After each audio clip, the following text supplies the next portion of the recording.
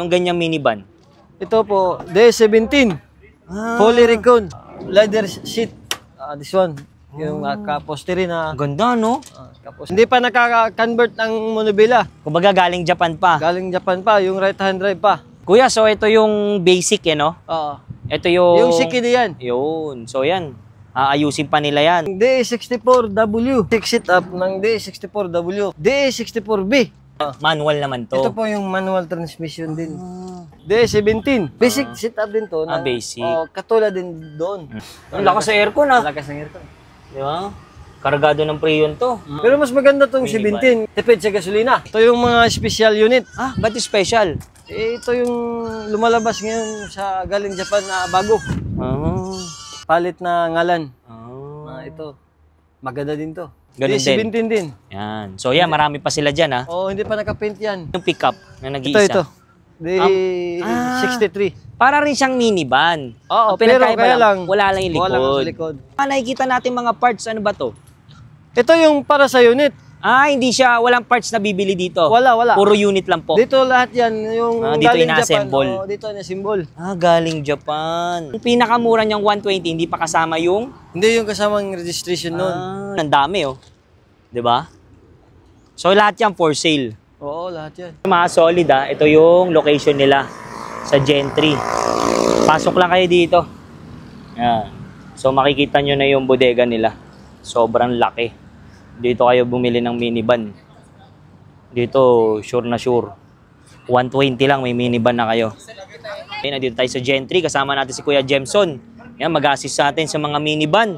Mga minivan naman tayo. Ito Kuya Jemson, yung ganyang minivan. Ito po, D17. Fully recon. This leather seat. This one. Yung kaposteri na. Ganda, no? Kaposteri na siya. Tapos, automatic. May manual din. Yung D64B. Yung may manual talaga. Ito, D17. Ito yung basic setup ng fully recon. Mga solid, check natin. Kung gaano ka comfort. Pwede, no? Ang ganda pala Yung price niyan po, yung price niyan 255. 255. Oo. Yan, Ang ganda pala mag-drive ng minivan. Ang liit lang, no? Pero... Ito yung basic setup talaga ng D17. Basic. So, yan. Fully recon. Negotiable. Negotiable to. Hindi pa to loaded Kasi pag loaded, nakamags na. Mas mahal yun. Mas mga magkano yun? Price range? Nasa 280. Ganyan. 280. Pero ito, pinaka-basic sa mga gusto magkaroon. Basic setup ng fully recon. Ganda. Upuan pa lang, panalo na. So Kuya Jemson, yung mga nakikita natin mga parts, ano ba to? Ito yung para sa unit. Hindi siya, walang parts na bibili dito. Wala. Puro unit lang po. Dito lahat yan, yung dito galing ina-assemble. Japan. Dito ina-assemble. Galing Japan. So yan naman, anong unit naman po yan? Ito po yung D64W. Ito din yung basic setup ng D64W. Anong pinagkaiba ng dalawa? Yung W kasi, nauna to kaysa 17. Nauna to. So yan Pero pare-parehas lang sila ng haba. Design lang. Yung lang sa W, parang lowered siya. Lowered, ito. Pero pare-parehas lang din ang makina yan. So walang pinagkaiba, mukha lang. Wala. Yung price niyan, 250. Ayun, 250. D64B. Yung... Ito, manual. Manual naman to. Ito po yung manual transmission din. Tapos, ito din ang basic na fully recon ng D64BW. Pero madalas na bestseller dito yung mga automatic, no? Oo. Yung mga W at saka 17. Pero ang presyo naman nito? Yung presyo nito, mga 195 to 200. Manual siya? Manual. Manual transmission. Meron ding automatic nito na D64B. Magkano naman yun? Mga ganon-ganon din ang price niya. Pero mas maganda tong manual. Bakit? Pag mas nasa bukid ka, maganda to Malakas yung hatak mo. Malakas niya. Pero pag nasa, patag ganito, ganyan, mas malakas din yung automatic. D17. Basic setup din to. Basic. Katulad din doon sa 17. Ang price range naman nito? Yung mga yung katulad doon, yung 255 din. 255 yan, ang ganda. Aircon Aircon, tsaka Uy, gumagana. Di ba? Ito, pwedeng testingin to, no? Pwede. Mazda? Yung component. Ang component niya dito. Yung ano niya. Ang lakas sa aircon, ah. Lakas ng aircon. Di ba? Kargado ng Freon to. Mm. Totoo pala, no? Malakas daw pala talaga ang aircon na... Pero mas maganda tong minivan. 17 kasi ano, Bakit? yung sa tipid sa gasolina. Tipid? Ba't Oo. yung mga iba? Tipid din yun. Mga FI yun eh. FI. Lakas nga ng aircon, no? Mm. Yan. Yung pinakamura niyang 120, hindi pa kasama yung... Hindi yung kasamang registration nun. Yung papers. Oo. So, pwede Mag-a-add silang... lang po sila mag-add kayo para sa registration. sila na maglalakad Oo, mo. dito na lalakad. So, parang pag nagawa na, sasakyan na lang. Oo, Yun. ganyan. Okay, Pwede naman, pag dito na lang i-paint nila lahat, ipapagawa, mas mabuti kasi yung registration, mga isang buwan, kasama na. kasama na sila lahat. Ayun. Mas maganda kasi diretso na pull out yung Ayun. unit at saka yung registration. Okay, so yun, kiniklear lang natin yung 120 hindi pa kasama. Oh. Di 17 din yan. Ano naman pinagkaiba nun? Yun, katulad din yun. Kulay lang. Oo. Nissan naman, may Nissan pala nilabas. Oo. O pare-parehas lang naman itong Suzuki. Pareha lang. Yung ano lang, no? Yung yung tatak meron lang. lang, Pero yung makina, pare-parehas. Pareha. Magkano naman po? Ang makina nito, RO6A. Ang price din nito, katulad din dun, 255 pataas. Yan pare-parehas Negotiable lang. din na.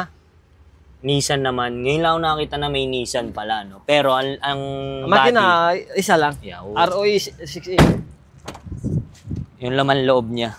So ito, mga iba-iba bang klase? Ito yung mga special unit. Ba't yung special? Ito yung lumalabas ngayon sa galing Japan na bago.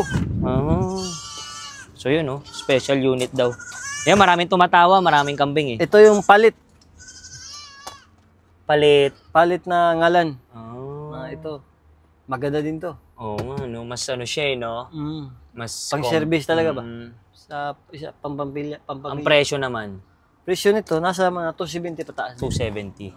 Hindi pa to naka-paint. Okay. Next natin, ito. Ganun din. 17 din. Yan. So yan, marami pa sila dyan, ha? Hindi pa naka-paint yan. Pinipaint Puro nyo as is lang pa. Yun lang ang fully recon. Ito, tulad nito, inaayos pa yan. CKD din to. Yung price CKD. Yan, naka-convert na yan eh. Paano pag sinabi CKD? Yung CKD, pag binili, bibili ng katulad nito, CKD price. So ito, inuulit natin, not for sale, pero ang gaganda ng mga mags, oh. Hindi for sale yan. Sa unit talaga Sa yan. unit yan, oh. Ganda, oh. Dami. So pag inabangan, kunwari nakapili sila, ilang linggo kaya yan matapos, ilang buwan?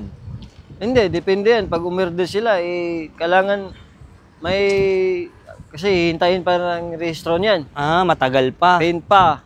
Kahit mga isang buwan. Isang buwan, no? Pero kung di sila makapagantay, ayun, ang dami, oh. 'Di ba? So lahat yan for sale. Oo, lahat yan. So yung mga solid, oh. Ito pala yung itsura ng minivan. Pag wala pang kaha. 'Di ba? Hindi pa nakaka-convert ng monobila. Kumbaga galing Japan pa. Galing Japan pa, yung right hand drive pa. Kino-convert pa pala.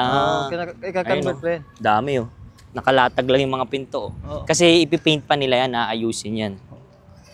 Yan. Dami pang ayusin yan. So, saan dyan yung pickup na nag-iisa? Ito. 63. Para rin siyang minivan. Oo, Ang pinagkaiba pero kaya lang, wala lang yung likod. wala lang sa likod. Ang presyo niyan? Presyo niyan, mga ano. Pag CKD price, 110 to 130. So yan, oh, dami, oh. Dami nilang unit dito. Kung makakapag-antay kayo, pwede rin buy and sell, no? Pwede. Dito kayo bumili, tinda nyo. Bayan sila, CKD bibilin na, ganito. Oo, yan. Kasi yung mga ano, bayan sila, CKD talaga. Kayo lang dito, kuya, ano naman yun nandito?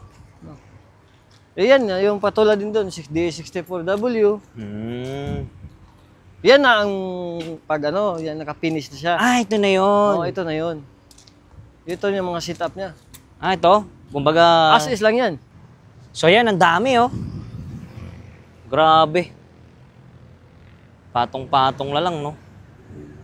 So yan, pwede pang benta. Oo. So malaki tutubuhin din nila, no? Oo.